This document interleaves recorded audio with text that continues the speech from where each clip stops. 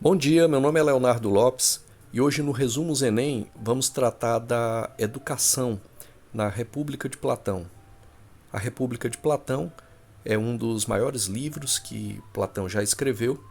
Ele trata da sua cidade ideal, enfatizando lá principalmente as questões de justiça e conhecimento do verdadeiro, da verdade.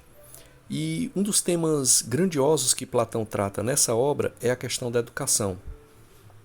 Então, Platão é um autor que cai bastante em questões do Enem e conhecer mais sobre a República, que é essa obra magistral de Platão, conhecer mais sobre o tema da educação, ajuda a entender o funcionamento de boa parte das teorias platônicas, principalmente a teoria das ideias. Então, hoje, por esse diagrama, vamos enfatizar os principais pontos a serem estudados nesse tema, nesta obra de Platão. Então, o diagrama ele está composto por algumas cores. A primeira cor, a cor roxa, ela fala sobre o objetivo da educação em Platão, e lembrando que aqui é especificamente nessa obra A República. Então, Platão fala que o objetivo da educação é a formação do indivíduo justo, é a formação ética, é a formação para uma moralidade, uma atuação justa, que seja eivada de virtudes que façam com que esse indivíduo seja um cidadão da polis justo. É um tema que hoje ressoaria muito com o que a gente entende como cidadania. Ainda na cor roxa, a harmonia entre alma e sociedade. Então, em certo sentido, Platão fala de níveis de conhecimento. E esses níveis de conhecimento, eles atuam para o bem, para a ética, que é para Platão uma dimensão política, que se faz tanto na coletividade, como também na própria alma do indivíduo. Então, nesse sentido, Platão fala que a educação ela visa tornar a alma das pessoas justas. E almas justas, pessoas justas, funcionariam dentro de uma sociedade de uma forma harmônica a tornar essa sociedade justa e propensa à prática do bem. Na cor azul, veja que Platão fala da divisão da alma e tipos de virtude. Então, para Platão, a alma humana ela tem três níveis. E dentro desses três níveis, a alma tem que desenvolver virtudes. Então, o primeiro nível da alma é o nível da racionalidade, que para Platão deve ser o nível de comando das outras partes da alma. A virtude que a alma vai buscar a partir do conhecimento é a sabedoria. Então, para Platão, uma alma racional é uma alma sábia. E na medida em que ela é uma alma sábia, ela domina, ela controla as outras partes da alma.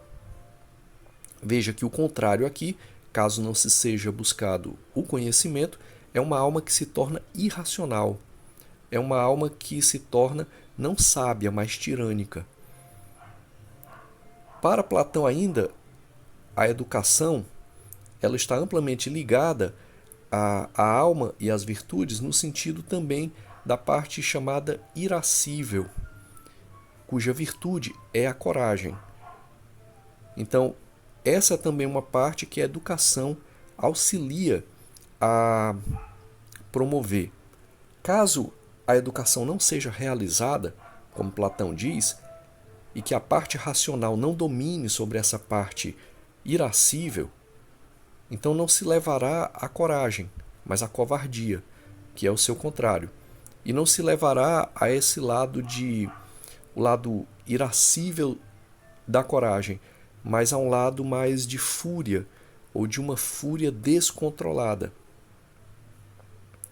Ainda na parte da divisão da alma e tipos de virtude, Platão fala que um terceiro nível da alma é o nível concupiscível, que a gente pode também chamar de nível dos apetites, ou nível dos desejos, ou da vontade.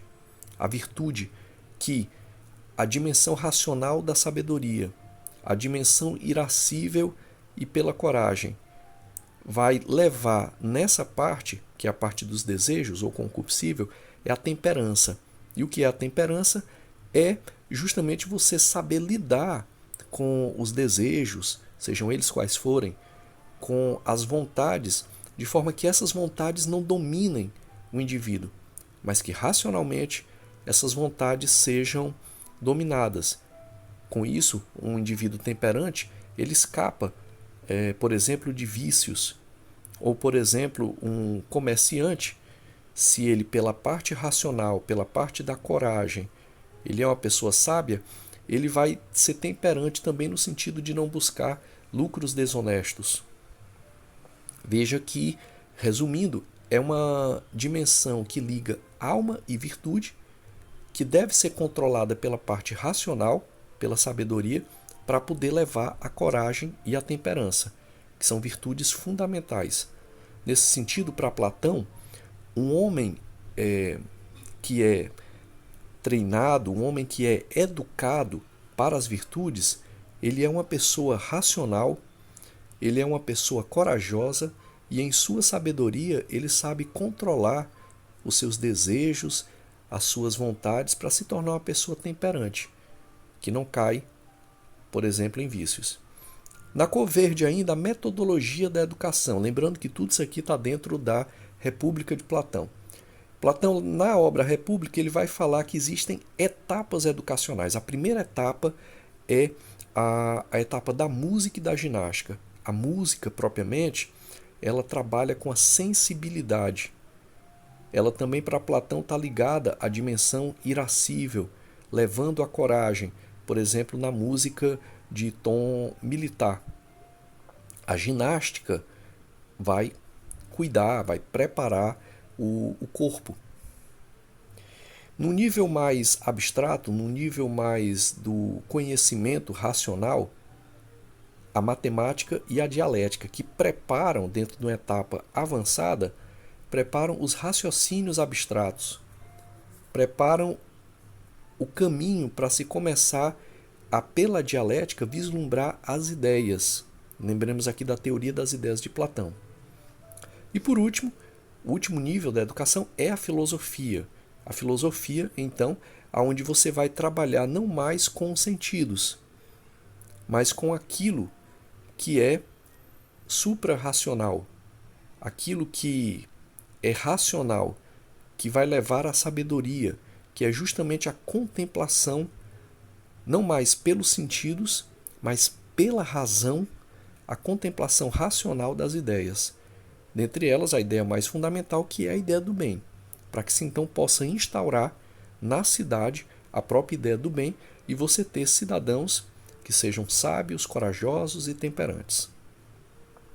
Na cor laranja, veja aí educação e classes sociais. Existem várias classes que Platão fala de acordo com essa divisão da alma que a gente viu aí na parte azul. Então, na parte de cor laranja, Platão vai falar da educação e das classes sociais. Aqui está citando somente duas, mas na verdade são três. Então, na verdade, você tem os guardiões, que são chamados filósofos reis. Eles passam por todos os níveis de educação, principalmente da dialética e da filosofia, e como filósofos, eles se tornam os guardiões da polis, eles se tornam os guardiões da cidade, se tornam os filósofos reis, e eles instauram nas suas almas, de uma forma mais forte, além das outras duas também, a irascível e a concupiscível, mas o que é mais proeminente na sua alma, nas suas almas, é a parte racional e tendo então a virtude da sabedoria. Há também os guerreiros, que são os auxiliares. Eles também têm as partes racionais, devem cultivar a sabedoria e a temperança, mas aquilo que é mais forte neles é a parte de defesa da polis, é a parte de defesa das pessoas. E por isso eles têm mais forte em sua alma a parte irascível, que deve levar à coragem. E há um terceiro nível aqui, que não foi posto aqui no diagrama, mas que é a parte daqueles que têm na sua alma a parte concupiscível mais forte, que são, por exemplo, os comerciantes, ou, por exemplo, os trabalhadores, os agricultores. E a virtude que eles devem cultivar é a temperança, o que é fundamental, por exemplo, para um comerciante. Se ele não cultiva a temperança, ele vai cair em preços desonestos, ele vai praticar balanças desonestas, ele vai buscar o lucro desenfreado. Então, para Platão, só a educação, a partir da razão, pode educar esse homem para que ele tenha temperança. Assim como os demais trabalhadores não caiam em vícios, mas sejam e cultivem a virtude pela temperança do trabalho. Na parte em amarelo, a alegoria da caverna. Isso aqui é o chamado mito da caverna, ou alegoria da caverna. Está no livro 7 da República de Platão e fala de um processo de ascensão ao conhecimento. É notório, bem conhecido o mito da caverna. São pessoas que estão presas em uma caverna e que só enxergam sombras à sua frente a partir de uma fogueira que está atrás e transmite imagens de para além da caverna. Ou seja, a caverna ela indica níveis muito primários de conhecimento, níveis ilusórios de conhecimento, os níveis dos sentidos que enganam o tempo todo. Por isso a caverna é o lugar da ilusão, é o lugar da sombra, é o lugar do falso conhecimento ou do conhecimento que ainda não é racional, não é dialético, mas é um conhecimento para Platão somente por opinião ou somente por crenças. Ao sair da caverna, a partir do exercício da dialética, aquele que sai da caverna vislumbra então não mais sombras, mas a realidade como ela é realmente. Ele não vê mais sombras. Ele vislumbra então as coisas em sua plenitude, não mais como sombras iluminadas numa caverna escura, mas ele alcança a luz do sol, o sol que simboliza aqui o verdadeiro conhecimento, que é um conhecimento que já está no nível não mais dos sentidos, mas no nível abstrato, matemático, geométrico, no nível da dialética, no nível racional, que contempla agora as ideias e, finalmente, a ideia do bem, que é a ideia maior para Platão. Ainda na cor amarela, o mito da caverna, ela mostra o papel da educação na libertação da ignorância. Aquele que sai da caverna, no fundo, está saindo da ignorância para o racional, para a sabedoria, e assim conseguirá cultivar também as outras virtudes, que são a coragem e a temperança. E por último, na cor vermelha, críticas e debates modernos. Então isso aqui é muito fundamental para contextualizar Platão com outros temas, com outras ideias, dentro daquele viés que é tão próprio do Enem, que é o contexto mais interdisciplinar, o contexto mais interconectado de ideias.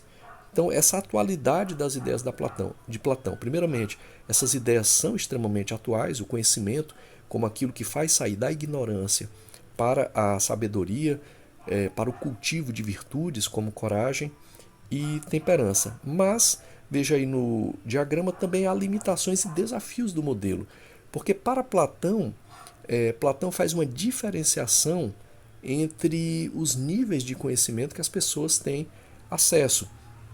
Então, esse nível da concupiscível, que deve levar à temperança, essas pessoas não são instadas a terem uma educação, por exemplo, que cultive a coragem, ou muito menos uma educação que faça os estudos da matemática, da dialética, da filosofia.